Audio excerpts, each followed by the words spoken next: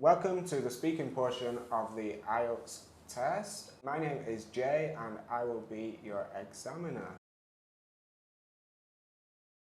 For part 1, I'm going to ask you some general questions about yourself.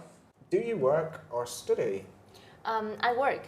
I actually started my business 5 months ago, so I guess I can call myself an entrepreneur now. Okay, and what is your typical workday like?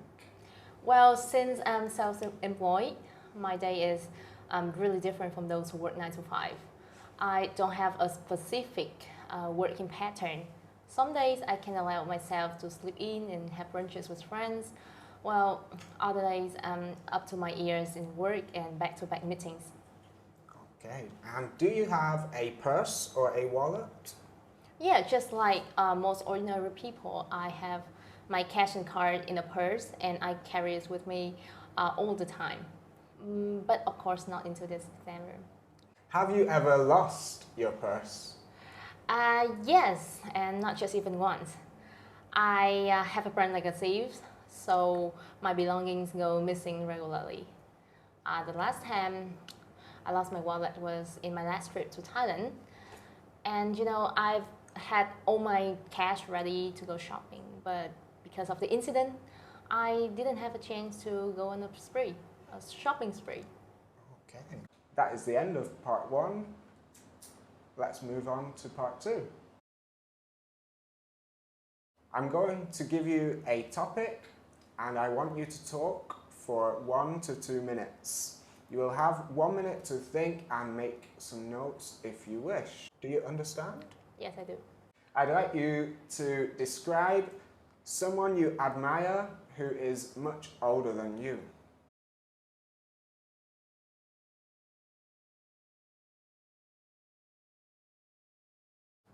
Well, I'd like to talk about my former boss, Chris Green, who was the owner and head chef at a restaurant I used to work for in Wellington, New Zealand. He's septuagenarian, but he still fit as a fiddle. He had no problem moving heavy objects like a commercial deep fryer or benches in the kitchen. I remember the first time I met him. I was a fresher in uni looking for a part-time job to help me cover my bills. To be honest, before I came to his restaurant to drop off my CV, I was turned down by a number of different employers in town because I didn't have many experiences back then.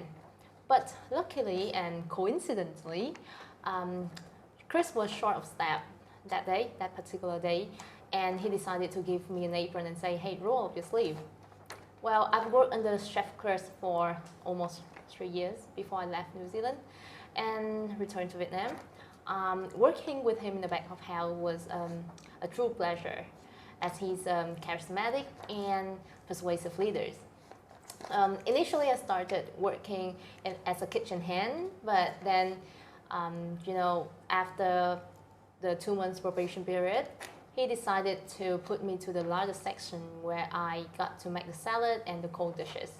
That was when he taught me how to hold a knife properly and make the salad dressing as well as prepare all the cold dishes. Well, what I like and respect most from Chris is that he is not only a talented chef, but also a person that have a warm heart. He treats everyone with dignity and he has empathy for all employees' life situations. Unfortunately, I've lost contact with Chris since I went back to my hometown here in Vietnam. But if I had a chance to visit Wellington again in the future, I would definitely willing to see him again. Thank you. For part 3, I'm going to ask you some questions related to the topic of part 2. First question, at what age should people retire from work and why do you think so? Well, I think there's no one-size-fits-all answer to this question. Everyone has their own journey in life. Some people are still in a pink and they're happy to continue working even when they reach their retirement age. While others might be not that lucky, might not be that lucky. If a person turns senile and decrepit at the age of 50, I think they should be able to leave the workforce and still receive the pension. Is there anything that older people could learn from the younger generation? Yes. There are a couple of things they could learn, but I'll focus on the two main things that would directly help to improve their quality of life. The first thing is using technology, because many seniors struggle to keep up to date with the modern technology, and that make them feel redundant and not important to the society. The second thing they should learn from us, Gen Z, millennials, is that to stay active. I understand that once you get to a certain age and your bones become weaker and you feel reluctant to do a couple of things like do exercise or go for a jog or running. But I mean, they should change that kind of habit because it will make their health become worse. Okay, question 3.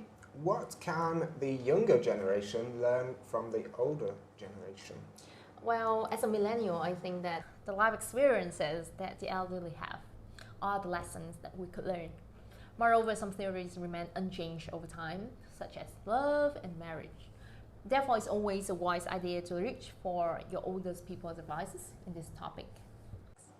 Okay, and final question. Do you think the media nowadays focus too much on the younger generation rather than the elderly? You mean the content of the media? You could say that. Well, actually, I don't think so. Okay. And if we pay closer attention to this, we can see that different generations are drawn to different types of media that correlate with the type of content people prefer. Baby boomers, like my parents, buy daily newspaper as a matter of habit. Out of curiosity, I did have a quick glance through them a couple of times, and they are all about current affairs and life, health and lifestyles articles. This is way so different from what I usually read. My generation and the younger ones, Gen Z, we tend to focus on entertainment news and trendings that we can easily find online. Thank you. And that is the end of the speaking portion of the test.